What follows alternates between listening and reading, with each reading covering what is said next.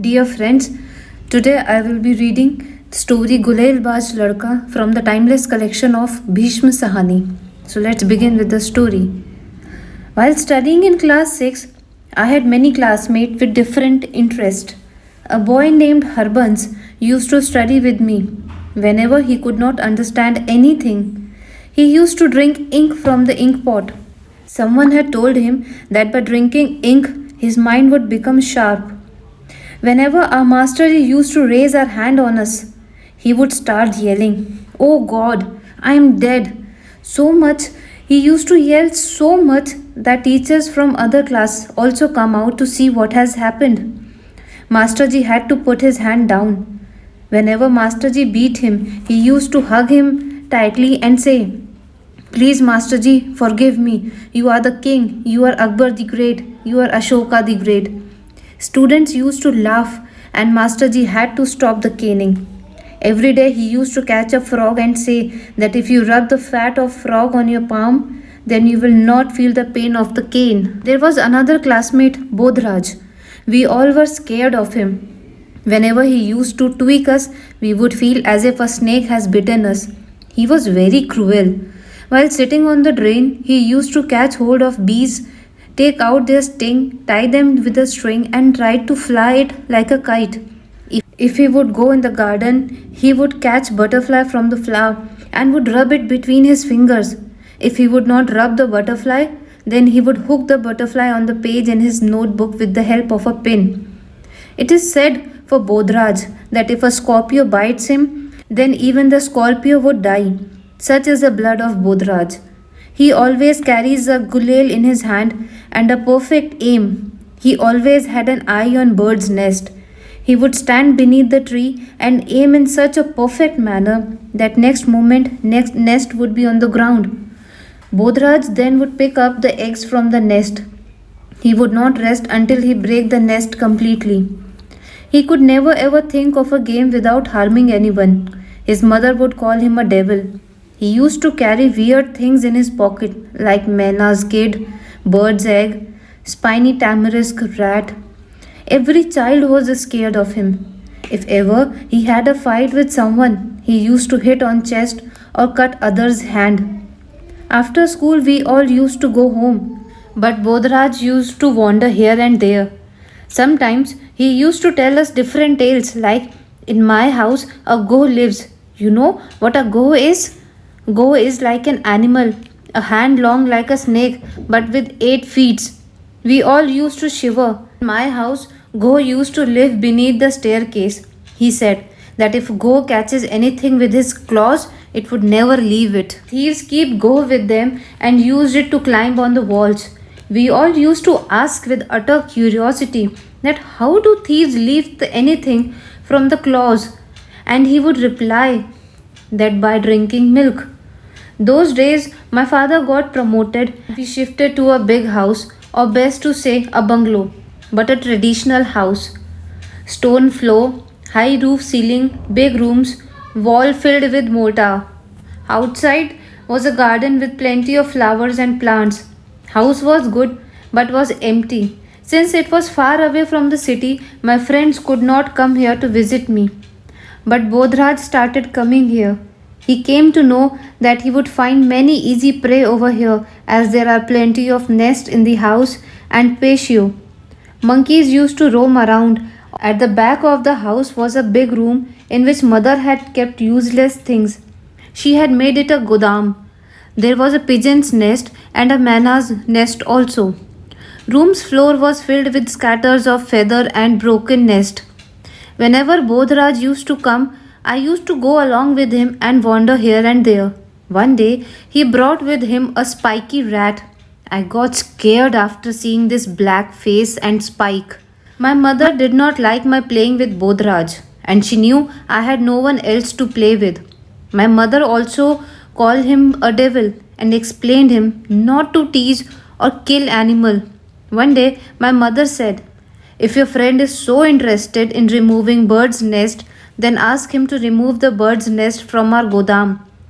Birds have made it very dirty." I said, "But mother, you only say it is a sin to break the nest." And now you are only asking to do the same? They responded. To break the nest is different. Your friend kills them with his gulel. I am not asking to kill them. I am saying to shift them. In evening when Bodhraj came home, I took a round of the house with him and took him at the back of the godam. We opened the lock and went inside. It was evening, a little dark from inside the godam. We felt as if we had entered some animal's den. Lot of foul smell was coming, and feathers and shit of birds were scattered everywhere. Honestly, I was very scared. I thought Bodhraj would continue his bad game here also. He would break the nest, pluck birds' feathers, break their eggs, and many other acts that would hurt me. Mother does not like my playing with Bodhraj, and today she has only asked to break the nest. I looked towards Bodhraj. He was ready with his gulel and was sheepishly looking at the Maina's nest. Roof of Godam was made a little high in the shape of a triangle. A long beam spread across the room. On the edge of this was Roshandan, also called skylight, on which rested a big nest with cottons and twigs. It was Maina's nest. Pigeon's nest was on another beam. They used to roam and play on that beam. There are kids in the nest, said Bodhraj, and aimed with his gulel. Suddenly, I saw a small yellow beak of baby birds peeping from the nest. See, Bodhraj said, these are foreign Mainas. They don't usually make nest here. Their parents might have got separated from their flock and made a nest here. Where are their parents? I asked. Might have gone to fetch food, replied Bodhraj by picking up his gulel. I wanted to stop him from aiming at the nest, but till then the stone had flung from the gulel and got hit by the beam with the sound of ton. The stone did not touch the nest, instead it hit the beam. Two beaks from the nest settled down. They were in shock. Bodhraj again aimed. Stone again hit the roof. He became anguished on missing the two shots. He was standing silently. The moment two beaks rose again, Bodhraj shot his third aim. This time stone hit the edge of the nest and few twigs, cotton particles flew into the air. But nest did not fall. Bodhraj again aimed with his gulel. Suddenly then there was a horrible shadow in the room. We looked up. Light coming from the skylight became dim. We started looking towards it. A big vulture was sitting and was looking horrible. It's Vulture's nest? Vulture has returned in her nest, I said. No. How can a vulture's nest be here? A vulture makes its nest on a tree. It's a Maina's nest. At that time, the beaks from the nest started shouting. They started fluttering their feathers and shouted. We were standing shockingly and were assuming what would the vulture do now. Vulture came inside from the skylight. She closed her wings and sat down on the beam. She was shaking her small head, looking left, then looking right. I was silent, and so was Bodhraj. Don't know what he was thinking. Lots of fearing noise was coming from the nest. Maina's kids were scared a lot. Does this vulture come here daily? Bodhraj asked. Now I understood why there was feathers and flesh piece on the floor. This vulture daily hunts the Maina's children, and the flesh and blood would fall down from its beak. Bodhraj was looking at the beam continuously. The vulture started walking on the beam towards the nest. The Maina's children started to shout in fear. Bodhraj was still standing like a statue looking at the vulture. I was scared. I was saying again and again, it doesn't matter if vulture kills them. Bodhraj would have also done the same. Bodhraj now took up his gulel and aimed at vulture. Don't hit the vulture. It will come back on you, I said to Bodhraj. Bodhraj did not listen to me, and there goes the stone. The aim missed as the stone fell down after hitting the roof, and the vulture now opened her big wings. Let's go from here, I said. No, vulture will eat the kids if we go. I felt a little astonished on hearing this from Bodhraj. Bodhraj again aimed at vulture, but the aim missed and vulture now took a fly within the godam. Kids in the nest were shouting with fear. Bodhraj made me hold the gulel with 5 to 6 stones and said, "You aim at the vultures. Keep aiming and let not sit down." After saying this, he ran towards a table kept near the wall. He mounted a broken chair on the table and climbed up the chair. He took the nest with both hands by maintaining his balance and came down slowly. "Come, let's go out," he said, and ran out towards the door.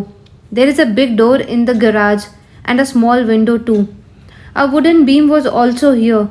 "Vulture will not be able to come here," said Bodhraj, and continued looking here and there.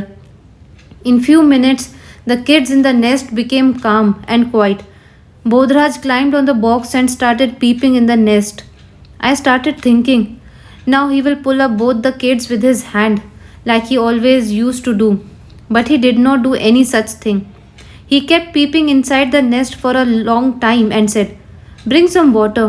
They must be very thirsty. We will feed them some water."